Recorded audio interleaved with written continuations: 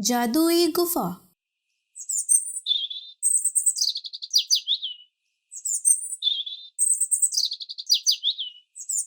श्यामलाल और कुंती देवी नाम के पति पत्नी एक गांव में रहा करते थे। उनका मानना यह था कि जीवन में कैसी भी परिस्थिति हो, हमें डटकर उसका सामना करना चाहिए और जरूरतमंद की मदद करनी चाहिए। श्यामलाल और कुंती देवी खुद भले ही गरीब थे, लेकिन वह सभी लोगों की मदद किया करते थे। उनके दो बेटे थे, एक का नाम था लव और दूसरे का नाम था कुश। वह दोनों बहुत ही मेहनती थे। सारा दिन वह अपने खेतों में काम किया करते थे और शाम को अपने माता पिता के साथ बहुत ही खुशी से रहा करते थे।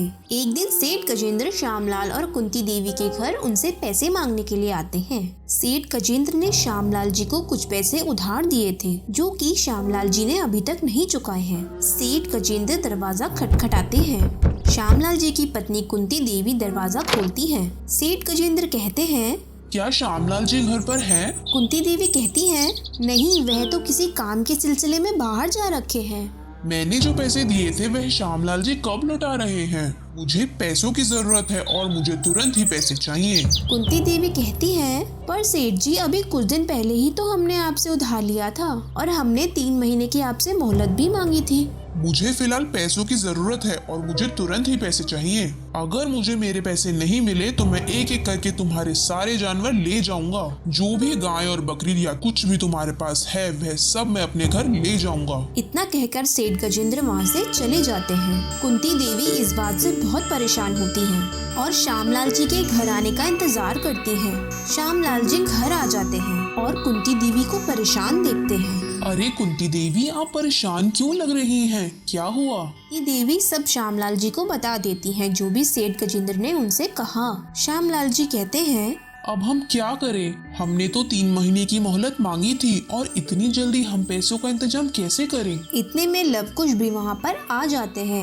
लव पूछता है, क्या हुआ पिताजी, आप परेशान क्यों लग रहे हैं? क्या हुआ? श्यामलाल जी लव को सब कुछ बता देते हैं। लव कुश एक दूसरे की तरफ देखते हैं और श्यामलाल जी से कहते हैं, पिताजी आप फिक्र न करें, हम कुछ भी करके पैसों का इंतजाम करते हैं। इतना कहकर लव और कुश वहाँ से चले जाते हैं। वह दोनों दिन भर इधर उधर पैसों का इंतजाम करने में लग जाते हैं, पर उन्हें पैसे कहीं से भी नहीं मिलते। वह दोनों थक हार कर एक पत्थर पर बैठ जाते हैं। अचानक से लव का हाथ एक पत्थर पर लगता है और गुफा का दरवाजा खुल जाता है। लव और कुश गुफा को देखकर हैरान हो जाते हैं और आपस में कहते हैं, लव, यह गुफा यहाँ कहाँ से आई? चलो अंदर चलकर देखते हैं। लव और कुश उस गुफा के अंदर जाते हैं।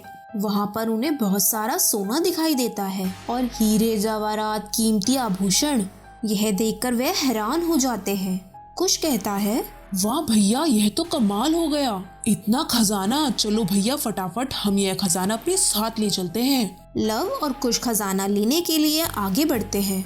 उन्हें एक बूढ़ा व्यक्ति वहाँ घायल रूप में मिलता है। लव कहता है, अरे यह बूढ़ा व्यक्ति यहाँ कैसे? चलो हम पहले इसकी मदद करते हैं। कुश कहता है, भैया यह न जाने कौन है, हम इसकी मदद क्यों करें? हम फटाफट खजाना लेते हैं और यहाँ से चलते हैं। लव कहता है, नहीं कुश, हमें पिताजी ने सिखाया है कि हमें हर जरूरतमंद की मदद करनी चाहिए और इसे तो हमारी बहुत जरूरत है। अभी चलो इसे अपने साथ लेकर जाते हैं और इसका इलाज करवाते हैं, बाद में हम आकर खजाना ले लेंगे।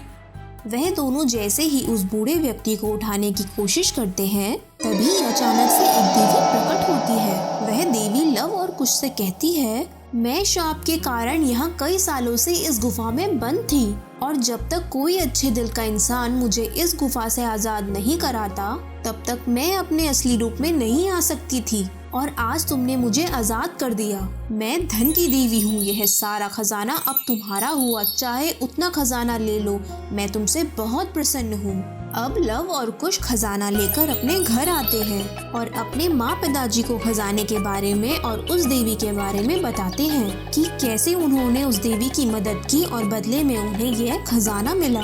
लव और कुश के माता पिता श्यामलाल जी और कुंती देवी बहुत प्रसन्न होते हैं।